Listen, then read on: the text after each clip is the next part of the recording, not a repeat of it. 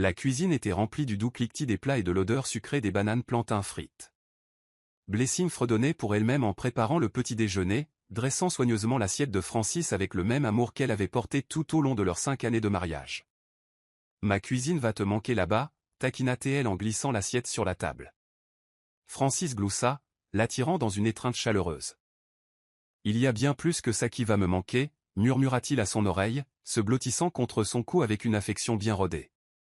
Blessing sourit et se pencha contre lui, savourant ce rare moment d'intimité. Il partait pour un voyage d'affaires de 5 jours à Port-Harcourt, et bien qu'elle détestât la distance, elle lui faisait confiance. Elle l'avait toujours fait. Plus tard dans l'après-midi, elle appela Johanna, sa meilleure amie depuis l'université. « Je voulais juste prendre de tes nouvelles, ma belle. »« Tu as l'air stressée », dit Blessing chaleureusement. La voix de Johanna était plate mais distraite. « Oh, c'est juste le travail, tu sais, des réunions qui s'enchaînent.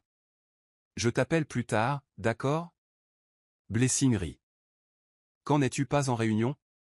Quoi qu'il en soit, le dîner est pour toi quand tu seras libre. » Elles ricanèrent toutes les deux avant de raccrocher. Blessing regarda sa cuisine maintenant silencieuse et soupira de contentement. Son cœur était plein, Francis s'épanouissait au travail, Johanna se stabilisait enfin dans sa carrière dans les médias, et la vie, malgré son rythme, semblait aller dans la bonne direction. Elle était loin de se douter que tout ce qu'elle croyait solide était déjà en train de se fissurer sous ses pieds. La pluie tomba par vagues ce soir-là, crépitant contre les fenêtres du salon confortable de Blessing. Elle était assise par terre à côté d'une boîte de vieux albums photos, cherchant une photo particulière d'elle et de Johanna datant de leurs années d'université. Quand elle la trouva, elle sourit avec nostalgie. Sur la photo délavée, une Blessing plus jeune tenait le bras de Johanna, toutes deux rayonnantes devant le portail rouillé de leur premier appartement hors campus. À l'époque, Johanna n'avait rien. Ses parents l'avaient reniée pour sa décision de quitter la faculté de droit pour des études en communication. Blessing, malgré ses propres moyens limités, avait partagé son matelas, sa nourriture et même ses vêtements. « Je l'ai élevée comme ma propre sœur », se murmura Blessing en caressant les bords usés de la photo. Elle se souvenait d'avoir manqué des cours juste pour aider Johanna à surmonter ses crises de panique, sacrifiant des soirées pour rester avec elle quand elle était trop déprimée pour bouger. Leur amitié n'avait jamais été du 50 à 50. C'était toujours du 80 à 20, et Blessing avait volontiers donné les 80. Plus tard dans la nuit, elle reçut un message de Johanna, « Je pense à toi, j'espère que Francis est bien arrivé, je t'aime pour toujours. » Blessing sourit et répondit, « Il est bien arrivé. Tu me manques aussi. On se voit quand tu seras moins débordé. » Après avoir envoyé le message, elle jeta son téléphone de côté et se pencha en arrière, se rappelant la fois où Johanna avait voulu abandonner complètement ses études. Blessing l'avait emmenée au bureau de l'économe de l'école et avait supplié pour un délai de paiement sur ses propres frais de scolarité juste pour que Johanna puisse rester inscrite. Personne n'avait soutenu Johanna comme elle. Même quand les gens la mettaient en garde, qualifiant Johanna de profiteuse, Blessing tenait bon. Ils ne la comprennent tout simplement pas, disait-elle. Elle a eu la vie dure. Maintenant, assise dans son salon, entourée de fragments de leur passé, elle ne remettait pas en question cette loyauté une seule seconde. Johanna était sa sœur à tous égards, sans savoir qu'elle regardait des fondations déjà minées par la trahison. Il fut un temps où Francis dormait jusqu'à midi dans le coin exigu du studio de Blessing. C'était une période difficile. Son entreprise l'avait licencié sans préavis, et sa confiance en lui s'était effondrée du jour au lendemain. Mais Blessing ne s'est jamais plainte. Elle se faisait un devoir de se lever tôt, de préparer ses vêtements, d'imprimer des candidatures et même de répéter des entretiens fictifs avec lui. Les jours où il avait envie d'abandonner, elle s'agenouillait à côté de lui, lui prenait le visage entre les mains et disait « Tu vas devenir quelqu'un, Francis. » Je le sais. Il la regardait comme si elle était la seule personne à croire en lui, et peut-être qu'à cette époque, elle l'était. Quand il a finalement décroché un emploi après 8 mois difficiles, il a pleuré dans ses bras. « Je n'oublierai jamais ça, dit-il, la voix tremblante. Je te promets de te rendre fier. » Des années plus tard, alors qu'il se pavanait avec assurance dans les salles de conseil et signait des contrats avec des clients, Blessing continuait de le soutenir. Elle gérait la maison, faisait les courses et s'assurait qu'il ne manquait jamais de réconfort émotionnel ou physique. En retour, il lui offrait des cadeaux pour son anniversaire et l'emmenait occasionnellement dîner, des gestes qu'elle considérait comme sa façon de montrer son amour. Il n'était pas parfait, mais ils avaient surmonté la tempête, ou du moins c'est ce qu'elle croyait. Il y a à peine 2 nuits, il lui avait dit « Je te dois tout, Blessing. J'espère que tu le sais. » Elle avait souri et lui avait serré la main, croyant ses paroles de tout cœur. Mais une étrange lourdeur avait commencé à s'installer dans sa poitrine ces derniers temps, comme un invité indésirable qui refusait de partir. Elle l'attribua au stress ou aux hormones, mais la vérité était que son instinct lui murmurait que quelque chose n'allait pas. Quelque chose changeait.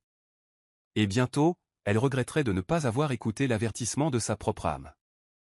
Le 3e soir du voyage de Francis, Blessing avait pris l'habitude de regarder son téléphone toutes les quelques minutes. Il avait appelé le premier soir, brièvement. Le 2e soir, il avait envoyé une note vocale, longue journée. Je suis épuisé, dors bien, je t'aime. Mais le 3e soir, tout ce qu'elle reçut fut un message lu avec double coche bleue et le silence. Elle essaya de ne pas trop y penser. Après tout, il s'occupait d'un nouveau compte client, et elle ne voulait pas paraître collante. Pourtant, le silence semblait plus assourdissant que d'habitude. Quand elle rappela, ça sonna 2 fois avant de tomber sur la messagerie vocale. Elle soupira et força un rire, se disant qu'il s'était probablement endormi avec la télé allumée à nouveau. Elle se blottit sur le canapé avec un bol de riz jollof froid, faisant défiler leurs photos d'anniversaire pour se réconforter. Ses doigts s'arrêtèrent sur une photo où il lui embrassait la joue à la plage, leurs initiales dessinées dans le sable. Cela semblait appartenir à une autre vie. Pendant ce temps, les réponses de Johanna s'étaient également raréfiées. Blessing lui avait envoyé un mème amusant plus tôt dans la journée et n'avait rien reçu en retour. Puis plus tard, une réponse d'un seul mot, lol. Johanna n'avait pas appelé depuis 3 jours, ce qui était inhabituel compte tenu de la fréquence de leur conversation, surtout quand Francis voyageait. Abeille occupée, murmura Blessing avec un sourire qui n'atteignit pas tout à fait ses yeux. Elle détestait être le genre de femme qui remettait en question les déplacements de son mari ou s'inquiétait du silence de sa meilleure amie. Elle était fière d'être sûre d'elle, évoluée, mature. Mais il y avait quelque chose dans la façon dont son monde était soudainement devenu trop silencieux qui la mettait sur les nerfs. Elle regarda autour de la maison vide et murmura « Où est tout le monde ?» L'horloge faisait un tic-tac plus fort que d'habitude, comme pour faire écho à son anxiété croissante. Ce qu'elle ne réalisait pas, c'est que le silence n'était pas innocent. Il était chargé. Et il était sur le point de briser tout ce qu'elle croyait savoir. Le reste de l'histoire est traduit avec une attention particulière à la montée de la tension, au choc de la découverte, à la transformation de Blessing, et à la résolution finale, en conservant les marqueurs culturels et le ton du récit. L'air du matin était inhabituellement bondé cet après-midi-là, un mélange de klaxons d'Okada et de fumée de maïs grillé flottant dans l'air. Blessing marchait avec Kate, tenant des sacs de course et discutant d'une éventuelle expansion commerciale. Puis elle le vit. Au début, elle n'était pas sûre. Le jean en lambeaux, les lèvres gercées, la barbe qui n'avait pas vu de rasoir depuis des semaines. Mais quand ses yeux rencontrèrent les siens, la familiarité perça la crasse. Francis. Il était assis sur un bloc de ciment bas à côté d'un kiosque, serrant un sac à dos élimé et sirotant de l'eau d'un sachet. Leurs regards se croisèrent pendant une longue seconde. Puis il baissa les yeux, comme s'il avait honte d'exister dans son champ de vision. Kate le remarqua aussi.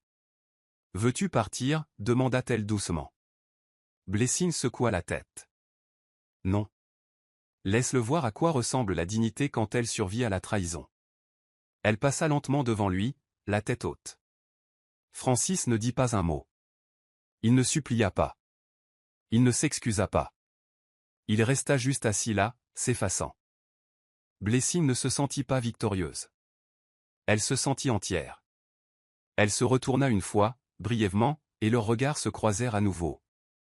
Cette fois, elle n'offrit aucun regard noir, aucun sourire narquois, juste un signe de tête calme. Une reconnaissance silencieuse que c'était la dernière fois qu'il occuperait une place dans son histoire. Il avait joué et perdu son amour. Elle était partie et avait tout gagné. Et alors qu'elle et Kate tournaient le coin, disparaissant dans la vie qu'elle avait reconstruite, elle se murmura « C'est ça, la justice. » Silencieuse, nette, sans excuse. La voix de Johanna, autrefois retentissante dans les podcasts et les interviews radio, avait entièrement disparu des plateformes publiques. La dernière tentative de retour, une vidéo en ligne intitulée « Assumer mon parcours », fut accueillie avec une telle indignation publique qu'elle la retira en quelques heures. Ses abonnés par courriel diminuèrent, les partenariats s'effondrèrent, et elle disparut lentement de la scène médiatique. Blessing ne le savait que parce que les gens lui envoyaient occasionnellement des nouvelles. « As-tu vu ce qui est arrivé à Johanna ?» lui envoya quelqu'un par texto. Blessing ne répondit pas. Elle ne donnait plus d'oxygène au nom qu'il avait autrefois étouffé. Les médias étaient passés à autre chose, le public aussi. Mais Johanna était restée en arrière, dans le silence qu'elle croyait ne jamais la trouver. La nouvelle finit par parvenir à Blessing que Johanna avait quitté la ville. Certains disaient qu'elle était retournée à Enugu pour rester avec une cousine plus âgée. D'autres affirmaient qu'elle essayait de se reconstruire sous un autre nom. Mais pour Blessing, la destination n'avait pas d'importance. « Je n'ai pas besoin qu'elle tombe », dit-elle à Kate un matin en arrosant ses plantes de balcon. « J'avais juste besoin qu'elle parte. » Kate sourit, comprenant le poids derrière ces mots. Toutes les victoires ne nécessitaient pas une place au premier rang. Certaines étaient destinées à être ressenties dans la paix qui suivait. Et la paix, enfin, était stable. Le souvenir de Johanna ne déclenchait plus de douleur, mais servait de rappel silencieux, l'amour ne devrait jamais exiger l'aveuglement. Il ne s'agissait pas de préservation. Johanna avait disparu non pas parce qu'elle avait été exilée, mais parce que sa propre conscience était devenue trop bruyante pour être supportée. Le nouveau studio se trouvait au dernier étage d'un modeste complexe surplombant la lagune. Blessing déverrouilla la porte et entra dans l'espace qui allait bientôt devenir le siège de sa marque de bien-être. Les étagères étaient vides, les murs fraîchement peints, et l'odeur des nouveaux départs s'accrochait à chaque recoin. Elle traversa la pièce à pas lents, la main effleurant le bord lisse de son bureau qui allait bientôt arriver. « Tu as construit ça ?» se murmura-t-elle. Pas par compensation ou charité, mais par survie, stratégie et âme. Son premier lancement n'était que dans quelques semaines. Une boîte d'abonnement de soins personnels, organisée par des femmes pour des femmes se remettant d'une trahison, d'un épuisement professionnel, ou des deux.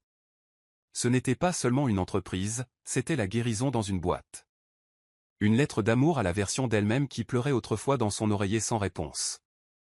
Ce soir-là, Edwin arriva avec des plats à emporter et du vin. Ils s'assirent sur le balcon, les jambes étendues, l'air doux et plein de promesses. « Je suis fier de toi », dit-il en regardant le ciel s'assombrir au crépuscule. Blessing se tourna vers lui, ses yeux stables. « Je suis fier de moi aussi. » Ils trinquèrent, un son calme mais complet.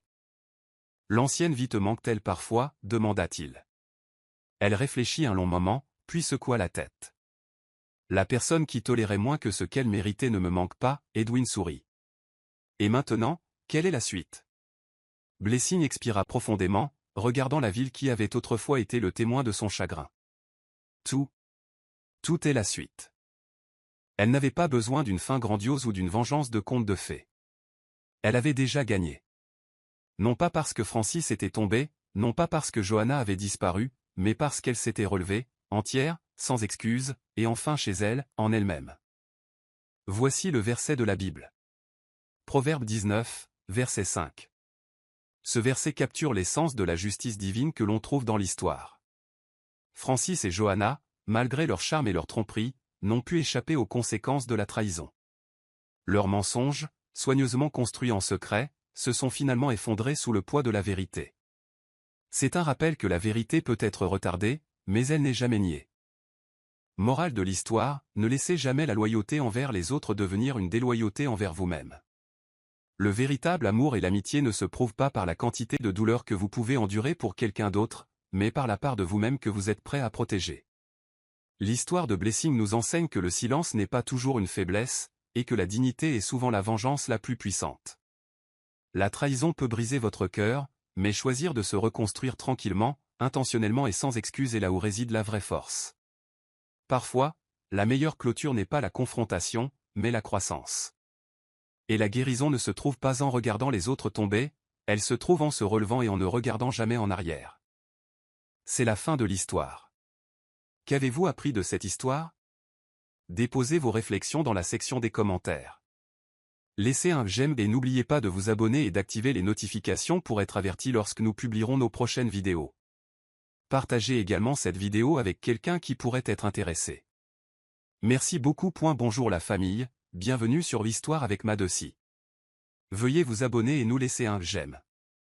Cela représente énormément pour nous. Partagez également cette vidéo avec vos amis et vos proches, et activez les notifications pour ne pas manquer nos futures vidéos. Merci de le faire. Installez-vous confortablement, détendez-vous et plongeons dans l'histoire. La cuisine était remplie du doux cliquetis des plats et de l'odeur sucrée des bananes plantains frites. Blessing fredonnait pour elle-même en préparant le petit déjeuner, dressant soigneusement l'assiette de Francis avec le même amour qu'elle avait porté tout au long de leurs 5 années de mariage. « Ma cuisine va te manquer là-bas », taquina-t-elle en glissant l'assiette sur la table. Francis gloussa, l'attirant dans une étreinte chaleureuse. « Il y a bien plus que ça qui va me manquer », murmura-t-il à son oreille, se blottissant contre son cou avec une affection bien rodée. Blessing sourit et se pencha contre lui, savourant ce rare moment d'intimité. Il partait pour un voyage d'affaires de 5 jours à Port-Harcourt, et bien qu'elle détestât la distance, elle lui faisait confiance. Elle l'avait toujours fait. Plus tard dans l'après-midi, elle appela Johanna, sa meilleure amie depuis l'université. « Je voulais juste prendre de tes nouvelles, ma belle. »« Tu as l'air stressée », dit Blessing chaleureusement. La voix de Johanna était plate mais distraite. « Oh, c'est juste le travail, tu sais, des réunions qui s'enchaînent. Je t'appelle plus tard, d'accord ?» Blessing rit. « Quand n'es-tu pas en réunion ? Quoi qu'il en soit, le dîner est pour toi quand tu seras libre. » Elles ricanèrent toutes les deux avant de raccrocher. Blessing regarda sa cuisine maintenant silencieuse et soupira de contentement. Son cœur était plein, Francis s'épanouissait au travail, Johanna se stabilisait enfin dans sa carrière dans les médias, et la vie, malgré son rythme, semblait aller dans la bonne direction. Elle était loin de se douter que tout ce qu'elle croyait solide était déjà en train de se fissurer sous ses pieds. La pluie tomba par vagues ce soir-là, crépitant contre les fenêtres du salon confortable de Blessing. Elle était assise par terre à côté d'une boîte de vieux albums photos, cherchant une photo particulière d'elle et de Johanna datant de leurs années d'université. Quand elle la trouva, elle sourit avec nostalgie. Sur la photo délavée, une Blessing plus jeune tenait le bras de Johanna, toutes deux rayonnantes devant le portail rouillé de leur premier appartement hors campus. À l'époque, Johanna n'avait rien. Ses parents l'avaient reniée pour sa décision de quitter la faculté de droit pour des études en communication. Blessing, malgré ses propres moyens limités, avait partagé son matelas, sa nourriture et même ses vêtements. « Je l'ai élevée comme ma propre sœur », se murmura Blessing en caressant les bords usés de la photo. Elle se souvenait d'avoir manqué des cours juste pour aider Johanna à surmonter ses crises de panique, sacrifiant des soirées pour rester avec elle quand elle était trop déprimée pour bouger. Leur amitié n'avait jamais été du 50-50. C'était toujours du 80-20, et Blessing avait volontiers donné les 80. Plus tard dans la nuit, elle reçut un message de Johanna, « Je pense à toi, j'espère que Francis est bien arrivé, je t'aime pour toujours. » Blessing sourit et répondit, « Il est bien arrivé. Tu me manques aussi. On se voit quand tu seras moins débordé. » Après avoir envoyé le message, elle jeta son téléphone de côté et se pencha en arrière, se rappelant la fois où Johanna avait voulu abandonner complètement ses études. Blessing l'avait emmenée au bureau de l'économe de l'école et avait supplié pour un délai de paiement sur ses propres frais de scolarité juste pour que Johanna puisse rester inscrite. Personne n'avait soutenu Johanna comme elle. Même quand les gens la mettaient en garde, qualifiant Johanna de profiteuse, Blessing tenait bon. Ils ne la comprennent tout simplement pas, disait-elle. Elle a eu la vie dure. Maintenant, assise dans son salon, entourée de fragments de leur passé, elle ne remettait pas en question cette loyauté une seule seconde. Johanna était sa sœur à tous égards, sans savoir qu'elle regardait des fondations déjà minées par la trahison. Il fut un temps où Francis dormait jusqu'à midi dans le coin exigu du studio de Blessing. C'était une période difficile. Son entreprise l'avait licencié sans préavis, et sa confiance en lui s'était effondrée du jour au lendemain. Mais Blessing ne s'est jamais plainte. Elle se faisait un devoir de se lever tôt, de préparer ses vêtements, d'imprimer des candidatures et même de répéter des entretiens fictifs avec lui. Les jours où il avait envie d'abandonner, elle s'agenouillait à côté de lui, lui prenait le visage entre les mains et disait « Tu vas devenir quelqu'un, Francis. » Je le sais. Il la regardait comme si elle était la seule personne à croire en lui, et peut-être qu'à cette époque, elle l'était. Quand il a finalement décroché un emploi après 8 mois difficiles, il a pleuré dans ses bras. « Je n'oublierai jamais ça, dit-il, la voix tremblante. Je te promets de te rendre fier. » Des années plus tard, alors qu'il se pavanait avec assurance dans les salles de conseil et signait des contrats avec des clients, Blessing continuait de le soutenir. Elle gérait la maison, faisait les courses et s'assurait qu'il ne manquait jamais de réconfort émotionnel ou physique. En retour, il lui offrait des cadeaux pour son anniversaire et l'emmenait occasionnellement dîner, des gestes qu'elle considérait comme sa façon de montrer son amour. Ils n'étaient pas parfaits, mais ils avaient surmonté la tempête, ou du moins c'est ce qu'elle croyait. Il y a à peine 2 nuits, il lui avait dit « Je te dois tout, Blessing. J'espère que tu le sais. » Elle avait souri et lui avait serré la main, croyant ses paroles de tout cœur.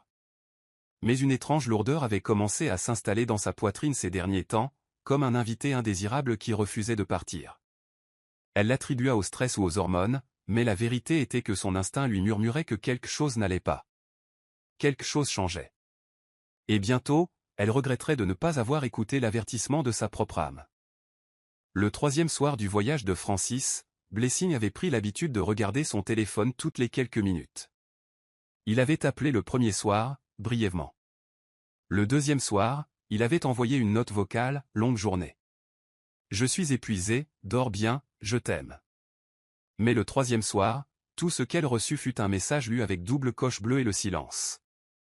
Elle essaya de ne pas trop y penser. Après tout, il s'occupait d'un nouveau compte client, et elle ne voulait pas paraître collante. Pourtant, le silence semblait plus assourdissant que d'habitude. Quand elle rappela, ça sonna 2 fois avant de tomber sur la messagerie vocale. Elle soupira et força un rire, se disant qu'il s'était probablement endormi avec la télé allumée à nouveau. Elle se blottit sur le canapé avec un bol de riz jollof froid, faisant défiler leurs photos d'anniversaire pour se réconforter. Ses doigts s'arrêtèrent sur une photo où il lui embrassait la joue à la plage, leurs initiales dessinées dans le sable. Cela semblait appartenir à une autre vie. Pendant ce temps, les réponses de Johanna s'étaient également raréfiées. Blessing lui avait envoyé un mème amusant plus tôt dans la journée et n'avait rien reçu en retour. Puis plus tard, une réponse d'un seul mot, lol. Johanna n'avait pas appelé depuis 3 jours, ce qui était inhabituel compte tenu de la fréquence de leurs conversations, surtout quand Francis voyageait. Abeille occupée, murmura Blessing avec un sourire qui n'atteignit pas tout à fait ses yeux. Elle détestait être le genre de femme qui remettait en question les déplacements de son mari ou s'inquiétait du silence de sa meilleure amie. Elle était fière d'être sûre d'elle, évoluée, mature. Mais il y avait quelque chose dans la façon dont son monde était soudainement devenu trop silencieux qui la mettait sur les nerfs. Elle regarda autour de la maison vide et murmura « Où est tout le monde ?» L'horloge faisait un tic-tac plus fort que d'habitude, comme pour faire écho à son anxiété croissante. Ce qu'elle ne réalisait pas, c'est que le silence n'était pas innocent. Il était chargé. Et il était sur le point de briser tout ce qu'elle croyait savoir. Le reste de l'histoire est traduit avec une attention particulière à la montée de la tension, au choc de la découverte, à la transformation de Blessing, et à la résolution finale, en conservant les marqueurs culturels et le ton du récit. L'air du matin était inhabituellement bondé cet après-midi-là, un mélange de klaxons d'Okada et de fumée de maïs grillé flottant dans l'air. Blessing marchait avec Kate, tenant des sacs de course et discutant d'une éventuelle expansion commerciale. Puis elle le vit. Au début, elle n'était pas sûre. Le jean en lambeaux, les lèvres gercées, la barbe qui n'avait pas vu de rasoir depuis des semaines. Mais quand ses yeux rencontrèrent les siens, la familiarité perça la crasse. Francis. Il était assis sur un bloc de ciment bas à côté d'un kiosque, serrant un sac à dos élimé et sirotant de l'eau d'un sachet. Leurs regards se croisèrent pendant une longue seconde. Puis il baissa les yeux, comme s'il avait honte d'exister dans son champ de vision. Kate le remarqua aussi. « Veux-tu partir ?» demanda-t-elle doucement. Blessing secoua la tête. « Non. Laisse-le voir à quoi ressemble la dignité quand elle survit à la trahison. » Elle passa lentement devant lui, la tête haute. Francis ne dit pas un mot. Il ne supplia pas. Il ne s'excusa pas. Il resta juste assis là, s'effaçant. Blessing ne se sentit pas victorieuse. Elle se sentit entière. Elle se retourna une fois, brièvement, et leurs regards se croisèrent à nouveau. Cette fois, elle n'offrit aucun regard noir, aucun sourire narquois, juste un signe de tête calme. Une reconnaissance silencieuse que c'était la dernière fois qu'il occuperait une place dans son histoire. Il avait joué et perdu son amour. Elle était partie et avait tout gagné. Et alors qu'elle et Kate tournaient le coin, disparaissant dans la vie qu'elle avait reconstruite, elle se murmura « C'est ça, la justice. » Silencieuse, nette, sans excuse. La voix de Johanna, autrefois retentissante dans les podcasts et les interviews radio, avait entièrement disparu des plateformes publiques. La dernière tentative de retour, une vidéo en ligne intitulée « Assumer mon parcours », fut accueillie avec une telle indignation publique qu'elle la retira en quelques heures. Ses abonnés par courriel diminuèrent, les partenariats s'effondrèrent, et elle disparut lentement de la scène médiatique. Blessing ne le savait que parce que les gens lui envoyaient occasionnellement des nouvelles. « As-tu vu ce qui est arrivé à Johanna ?» lui envoya quelqu'un par texto. Blessing ne répondit pas. Elle ne donnait plus d'oxygène au nom qu'il avait autrefois étouffé. Les médias étaient passés à autre chose, le public aussi. Mais Johanna était restée en arrière, dans le silence qu'elle croyait ne jamais la trouver. La nouvelle finit par parvenir à Blessing que Johanna avait quitté la ville. Certains disaient qu'elle était retournée à Enugu pour rester avec une cousine plus âgée. D'autres affirmaient qu'elle essayait de se reconstruire sous un autre nom. Mais pour Blessing, la destination n'avait pas d'importance. « Je n'ai pas besoin qu'elle tombe », dit-elle à Kate un matin en arrosant ses plantes de balcon. « J'avais juste besoin qu'elle parte. » Kate sourit, comprenant le poids derrière ces mots. Toutes les victoires ne nécessitaient pas une place au premier rang. Certaines étaient destinées à être ressenties dans la paix qui suivait. Et la paix, enfin, était stable. Le souvenir de Johanna ne déclenchait plus de douleur, mais servait de rappel silencieux, l'amour ne devrait jamais exiger l'aveuglement. Il ne s'agissait pas de préservation. Johanna avait disparu non pas parce qu'elle avait été exilée, mais parce que sa propre conscience était devenue trop bruyante pour être supportée. Le nouveau studio se trouvait au dernier étage d'un modeste complexe surplombant la lagune. Blessing déverrouilla la porte et entra dans l'espace qui allait bientôt devenir le siège de sa marque de bien-être.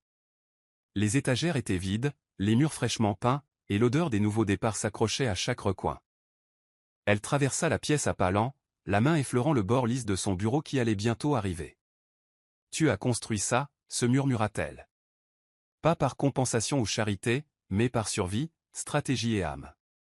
Son premier lancement n'était que dans quelques semaines. Une boîte d'abonnement de soins personnels, organisée par des femmes pour des femmes se remettant d'une trahison, d'un épuisement professionnel, ou des deux. Ce n'était pas seulement une entreprise, c'était la guérison dans une boîte. Une lettre d'amour à la version d'elle-même qui pleurait autrefois dans son oreiller sans réponse. Ce soir-là, Edwin arriva avec des plats à emporter et du vin. Ils s'assirent sur le balcon, les jambes étendues, l'air doux et plein de promesses. « Je suis fier de toi », dit-il en regardant le ciel s'assombrir au crépuscule. Blessing se tourna vers lui, ses yeux stables. « Je suis fier de moi aussi. » Ils trinquèrent, un son calme mais complet. « L'ancienne vie te manque-t-elle parfois ?» demanda-t-il. Elle réfléchit un long moment, puis secoua la tête. « La personne qui tolérait moins que ce qu'elle méritait ne me manque pas », Edwin sourit. « Et maintenant, quelle est la suite ?» Blessing expira profondément, regardant la ville qui avait autrefois été le témoin de son chagrin. Tout est la suite. Elle n'avait pas besoin d'une fin grandiose ou d'une vengeance de conte de fées. Elle avait déjà gagné. Non pas parce que Francis était tombé, non pas parce que Johanna avait disparu, mais parce qu'elle s'était relevée, entière, sans excuse, et enfin chez elle, en elle-même. Voici le verset de la Bible. Proverbe 19, verset 5. Ce verset capture l'essence de la justice divine que l'on trouve dans l'histoire. Francis et Johanna, malgré leur charme et leur tromperie, n'ont pu échapper aux conséquences de la trahison. Leurs mensonges, soigneusement construits en secret, se sont finalement effondrés sous le poids de la vérité. C'est un rappel que la vérité peut être retardée, mais elle n'est jamais niée. Morale de l'histoire, ne laissez jamais la loyauté envers les autres devenir une déloyauté envers vous-même. Le véritable amour et l'amitié ne se prouvent pas par la quantité de douleur que vous pouvez endurer pour quelqu'un d'autre, mais par la part de vous-même que vous êtes prêt à protéger. L'histoire de Blessing nous enseigne que le silence n'est pas toujours une faiblesse, et que la dignité est souvent la vengeance la plus puissante. La trahison peut briser votre cœur, mais choisir de se reconstruire tranquillement, intentionnellement et sans excuse est là où réside la vraie force. Parfois, la meilleure clôture n'est pas la confrontation, mais la croissance. Et la guérison ne se trouve pas en regardant les autres tomber, elle se trouve en se relevant et en ne regardant jamais en arrière. C'est la fin de l'histoire. Qu'avez-vous appris de cette histoire? Déposez vos réflexions dans la section des commentaires. Laissez un j'aime et n'oubliez pas de vous abonner et d'activer les notifications pour être averti lorsque nous publierons nos prochaines vidéos. Partagez également cette vidéo avec quelqu'un qui pourrait être intéressé. Merci beaucoup. Bonjour la famille, bienvenue sur l'histoire avec Madeci. Veuillez vous abonner et nous laisser un j'aime. Cela représente énormément pour nous. Partagez également cette vidéo avec vos amis et vos proches, et activez les notifications pour ne pas manquer nos futures vidéos. Merci de le faire. Installez-vous confortablement, détendez-vous et plongeons dans l'histoire. La cuisine était remplie du doux cliquetis des plats et de l'odeur sucrée des bananes plantains frites.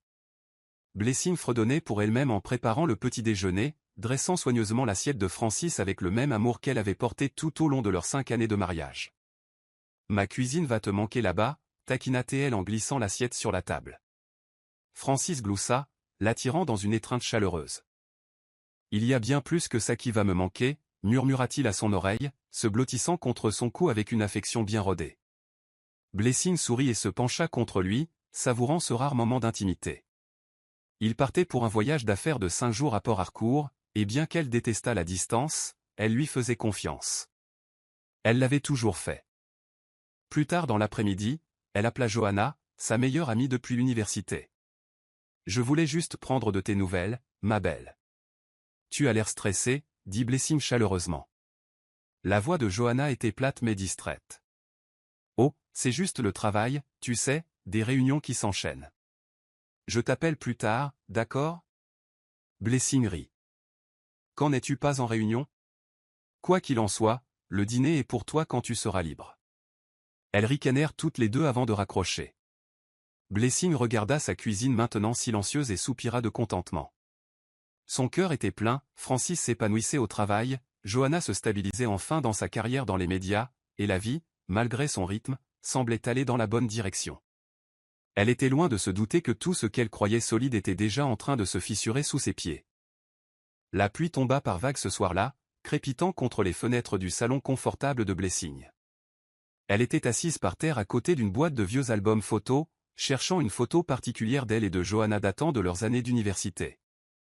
Quand elle la trouva, elle sourit avec nostalgie. Sur la photo délavée, une Blessing plus jeune tenait le bras de Johanna, toutes deux rayonnantes devant le portail rouillé de leur premier appartement hors campus. À l'époque, Johanna n'avait rien. Ses parents l'avaient reniée pour sa décision de quitter la faculté de droit pour des études en communication. Blessing, malgré ses propres moyens limités, avait partagé son matelas, sa nourriture et même ses vêtements. « Je l'ai élevée comme ma propre sœur », se murmura Blessing en caressant les bords usés de la photo. Elle se souvenait d'avoir manqué des cours juste pour aider Johanna à surmonter ses crises de panique, sacrifiant des soirées pour rester avec elle quand elle était trop déprimée pour bouger. Leur amitié n'avait jamais été du 50-50. C'était toujours du 80-20, et Blessing avait volontiers donné les 80. Plus tard dans la nuit, elle reçut un message de Johanna, « Je pense à toi, j'espère que Francis est bien arrivé, je t'aime pour toujours. » Blessing sourit et répondit, « Il est bien arrivé. Tu me manques aussi. On se voit quand tu seras moins débordé. » Après avoir envoyé le message, elle jeta son téléphone de côté et se pencha en arrière, se rappelant la fois où Johanna avait voulu abandonner complètement ses études. Blessing l'avait emmenée au bureau de l'économe de l'école et avait supplié pour un délai de paiement sur ses propres frais de scolarité juste pour que Johanna puisse rester inscrite. Personne n'avait soutenu Johanna comme elle. Même quand les gens la mettaient en garde, qualifiant Johanna de profiteuse, Blessing tenait bon. Ils ne la comprennent tout simplement pas, disait-elle. Elle a eu la vie dure. Maintenant, assise dans son salon, entourée de fragments de leur passé, elle ne remettait pas en question cette loyauté une seule seconde. Johanna était sa sœur à tous égards, sans savoir qu'elle regardait des fondations déjà minées par la trahison. Il fut un temps où Francis dormait jusqu'à midi dans le coin exigu du studio de Blessing. C'était une période difficile. Son entreprise l'avait licencié sans préavis, et sa confiance en lui s'était effondrée du jour au lendemain. Mais Blessing ne s'est jamais plainte. Elle se faisait un devoir de se lever tôt, de préparer ses vêtements, d'imprimer des candidatures et même de répéter des entretiens fictifs avec lui. Les jours où il avait envie d'abandonner, elle s'agenouillait à côté de lui, lui prenait le visage entre les mains et disait « Tu vas devenir quelqu'un, Francis. » Je le sais.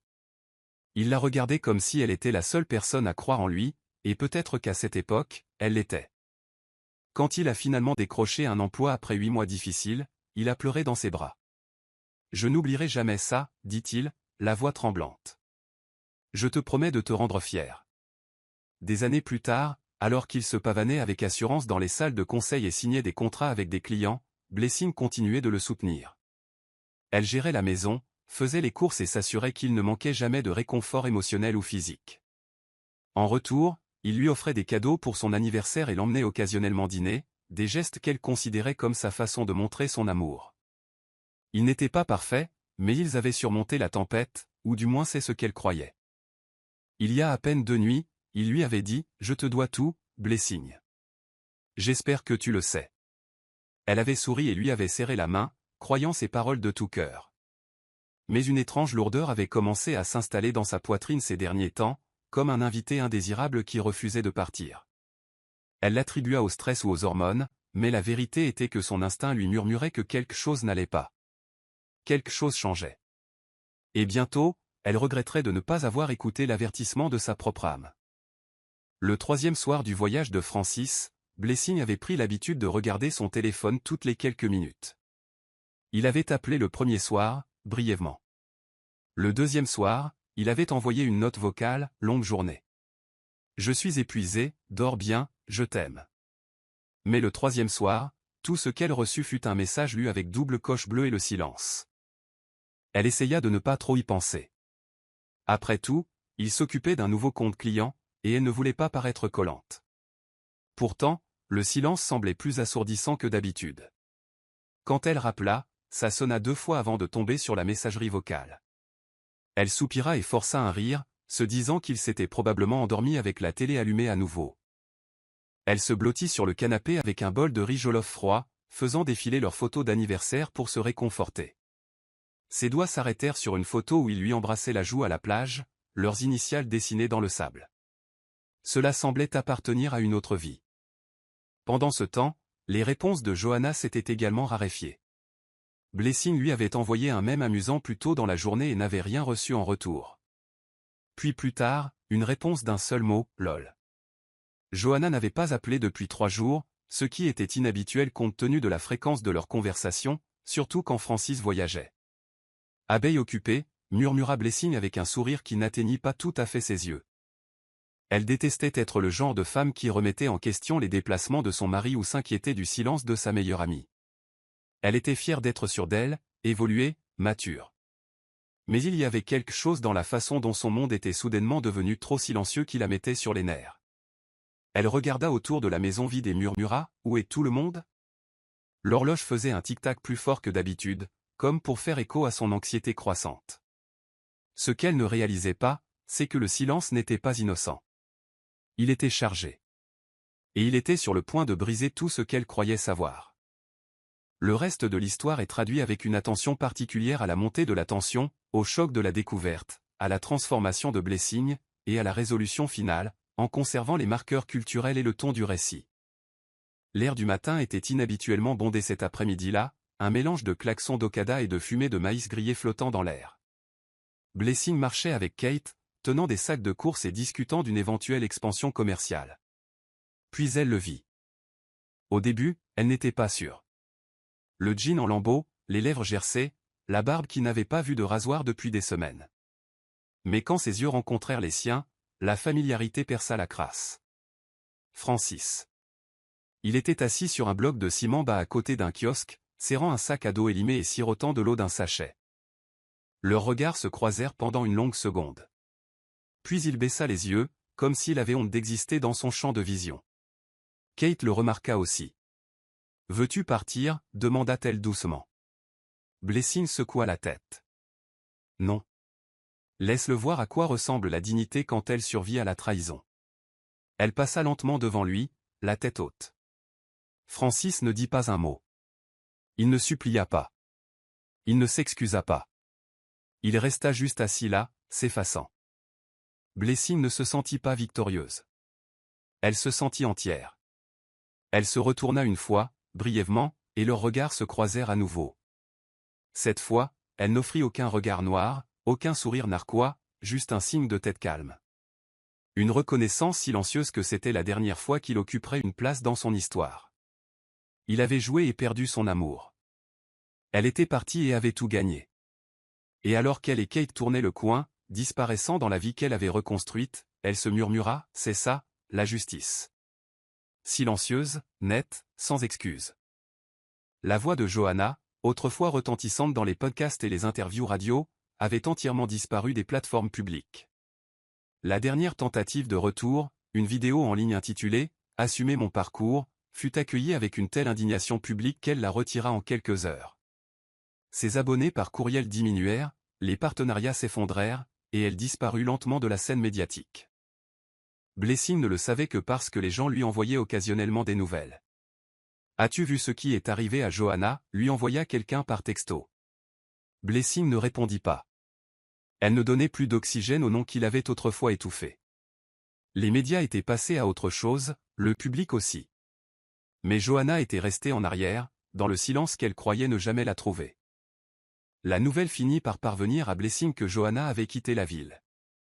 Certains disaient qu'elle était retournée à Enugu pour rester avec une cousine plus âgée. D'autres affirmaient qu'elle essayait de se reconstruire sous un autre nom. Mais pour Blessing, la destination n'avait pas d'importance. « Je n'ai pas besoin qu'elle tombe », dit-elle à Kate un matin en arrosant ses plantes de balcon. « J'avais juste besoin qu'elle parte. » Kate sourit, comprenant le poids derrière ces mots. Toutes les victoires ne nécessitaient pas une place au premier rang. Certaines étaient destinées à être ressenties dans la paix qui suivait. Et la paix, enfin, était stable. Le souvenir de Johanna ne déclenchait plus de douleur, mais servait de rappel silencieux, l'amour ne devrait jamais exiger l'aveuglement. Il ne s'agissait pas de préservation. Johanna avait disparu non pas parce qu'elle avait été exilée, mais parce que sa propre conscience était devenue trop bruyante pour être supportée. Le nouveau studio se trouvait au dernier étage d'un modeste complexe surplombant la lagune. Blessing déverrouilla la porte et entra dans l'espace qui allait bientôt devenir le siège de sa marque de bien-être. Les étagères étaient vides, les murs fraîchement peints, et l'odeur des nouveaux départs s'accrochait à chaque recoin. Elle traversa la pièce à pas lents, la main effleurant le bord lisse de son bureau qui allait bientôt arriver. « Tu as construit ça ?» se murmura-t-elle. Pas par compensation ou charité, mais par survie, stratégie et âme. Son premier lancement n'était que dans quelques semaines. Une boîte d'abonnement de soins personnels, organisée par des femmes pour des femmes se remettant d'une trahison, d'un épuisement professionnel, ou des deux. Ce n'était pas seulement une entreprise, c'était la guérison dans une boîte. Une lettre d'amour à la version d'elle-même qui pleurait autrefois dans son oreiller sans réponse. Ce soir-là, Edwin arriva avec des plats à emporter et du vin. Ils s'assirent sur le balcon, les jambes étendues, l'air doux et plein de promesses. « Je suis fier de toi », dit-il en regardant le ciel s'assombrir au crépuscule. Blessing se tourna vers lui, ses yeux stables. « Je suis fier de moi aussi. » Ils trinquèrent, un son calme mais complet. « L'ancienne vie te manque-t-elle parfois ?» demanda-t-il. Elle réfléchit un long moment, puis secoua la tête. « La personne qui tolérait moins que ce qu'elle méritait ne me manque pas », Edwin sourit. « Et maintenant, quelle est la suite ?» Blessing expira profondément, regardant la ville qui avait autrefois été le témoin de son chagrin. Tout est la suite. Elle n'avait pas besoin d'une fin grandiose ou d'une vengeance de conte de fées. Elle avait déjà gagné. Non pas parce que Francis était tombé, non pas parce que Johanna avait disparu, mais parce qu'elle s'était relevée, entière, sans excuse, et enfin chez elle, en elle-même. Voici le verset de la Bible. Proverbe 19, verset 5. Ce verset capture l'essence de la justice divine que l'on trouve dans l'histoire. Francis et Johanna, malgré leur charme et leur tromperie, n'ont pu échapper aux conséquences de la trahison. Leurs mensonges, soigneusement construits en secret, se sont finalement effondrés sous le poids de la vérité. C'est un rappel que la vérité peut être retardée, mais elle n'est jamais niée. Morale de l'histoire, ne laissez jamais la loyauté envers les autres devenir une déloyauté envers vous-même. Le véritable amour et l'amitié ne se prouvent pas par la quantité de douleur que vous pouvez endurer pour quelqu'un d'autre, mais par la part de vous-même que vous êtes prêt à protéger. L'histoire de Blessing nous enseigne que le silence n'est pas toujours une faiblesse, et que la dignité est souvent la vengeance la plus puissante. La trahison peut briser votre cœur, mais choisir de se reconstruire tranquillement, intentionnellement et sans excuse est là où réside la vraie force. Parfois, la meilleure clôture n'est pas la confrontation, mais la croissance. Et la guérison ne se trouve pas en regardant les autres tomber, elle se trouve en se relevant et en ne regardant jamais en arrière. C'est la fin de l'histoire. Qu'avez-vous appris de cette histoire? Déposez vos réflexions dans la section des commentaires. Laissez un j'aime et n'oubliez pas de vous abonner et d'activer les notifications pour être averti lorsque nous publierons nos prochaines vidéos. Partagez également cette vidéo avec quelqu'un qui pourrait être intéressé. Merci beaucoup. Bonjour la famille, bienvenue sur l'Histoire avec Madeci. Veuillez vous abonner et nous laisser un j'aime. Cela représente énormément pour nous. Partagez également cette vidéo avec vos amis et vos proches, et activez les notifications pour ne pas manquer nos futures vidéos.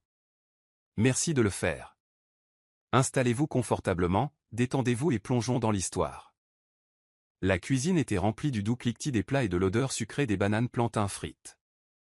Blessing fredonnait pour elle-même en préparant le petit déjeuner, dressant soigneusement l'assiette de Francis avec le même amour qu'elle avait porté tout au long de leurs 5 années de mariage. « Ma cuisine va te manquer là-bas », taquina-t-elle en glissant l'assiette sur la table. Francis gloussa, l'attirant dans une étreinte chaleureuse. « Il y a bien plus que ça qui va me manquer », murmura-t-il à son oreille, se blottissant contre son cou avec une affection bien rodée. Blessing sourit et se pencha contre lui, savourant ce rare moment d'intimité. Il partait pour un voyage d'affaires de 5 jours à Port Harcourt, et bien qu'elle détestât la distance, elle lui faisait confiance. Elle l'avait toujours fait. Plus tard dans l'après-midi, elle appela Johanna, sa meilleure amie depuis l'université. « Je voulais juste prendre de tes nouvelles, ma belle. »« Tu as l'air stressée », dit Blessing chaleureusement. La voix de Johanna était plate mais distraite. « Oh, c'est juste le travail, tu sais, des réunions qui s'enchaînent. Je t'appelle plus tard, d'accord ?» Blessing rit. « Quand n'es-tu pas en réunion ? Quoi qu'il en soit, le dîner est pour toi quand tu seras libre. » Elles ricanèrent toutes les deux avant de raccrocher. Blessing regarda sa cuisine maintenant silencieuse et soupira de contentement. Son cœur était plein, Francis s'épanouissait au travail, Johanna se stabilisait enfin dans sa carrière dans les médias, et la vie, malgré son rythme, semblait aller dans la bonne direction. Elle était loin de se douter que tout ce qu'elle croyait solide était déjà en train de se fissurer sous ses pieds. La pluie tomba par vagues ce soir-là, crépitant contre les fenêtres du salon confortable de Blessing. Elle était assise par terre à côté d'une boîte de vieux albums photos, cherchant une photo particulière d'elle et de Johanna datant de leurs années d'université. Quand elle la trouva, elle sourit avec nostalgie. Sur la photo délavée, une Blessing plus jeune tenait le bras de Johanna, toutes deux rayonnantes devant le portail rouillé de leur premier appartement hors campus. À l'époque, Johanna n'avait rien. Ses parents l'avaient reniée pour sa décision de quitter la faculté de droit pour des études en communication. Blessing, malgré ses propres moyens limités, avait partagé son matelas, sa nourriture et même ses vêtements. « Je l'ai élevée comme ma propre sœur », se murmura Blessing en caressant les bords usés de la photo. Elle se souvenait d'avoir manqué des cours juste pour aider Johanna à surmonter ses crises de panique, sacrifiant des soirées pour rester avec elle quand elle était trop déprimée pour bouger. Leur amitié n'avait jamais été du 50 à 50. C'était toujours du 80 à 20, et Blessing avait volontiers donné les 80. Plus tard dans la nuit, elle reçut un message de Johanna, « Je pense à toi, j'espère que Francis est bien arrivé, je t'aime pour toujours. » Blessing sourit et répondit, « Il est bien arrivé. Tu me manques aussi. On se voit quand tu seras moins débordé. » Après avoir envoyé le message, elle jeta son téléphone de côté et se pencha en arrière, se rappelant la fois où Johanna avait voulu abandonner complètement ses études. Blessing l'avait emmenée au bureau de l'économe de l'école et avait supplié pour un délai de paiement sur ses propres frais de scolarité juste pour que Johanna puisse rester inscrite. Personne n'avait soutenu Johanna comme elle. Même quand les gens la mettaient en garde, qualifiant Johanna de profiteuse, Blessing tenait bon. Ils ne la comprennent tout simplement pas, disait-elle. Elle a eu la vie dure. Maintenant, assise dans son salon, entourée de fragments de leur passé, elle ne remettait pas en question cette loyauté une seule seconde. Johanna était sa sœur à tous égards, sans savoir qu'elle regardait des fondations déjà minées par la trahison. Il fut un temps où Francis dormait jusqu'à midi dans le coin exigu du studio de Blessing. C'était une période difficile. Son entreprise l'avait licencié sans préavis, et sa confiance en lui s'était effondrée du jour au lendemain. Mais Blessing ne s'est jamais plainte. Elle se faisait un devoir de se lever tôt, de préparer ses vêtements, d'imprimer des candidatures et même de répéter des entretiens fictifs avec lui. Les jours où il avait envie d'abandonner, elle s'agenouillait à côté de lui, lui prenait le visage entre les mains et disait « Tu vas devenir quelqu'un, Francis. » Je le sais. Il la regardait comme si elle était la seule personne à croire en lui, et peut-être qu'à cette époque, elle l'était.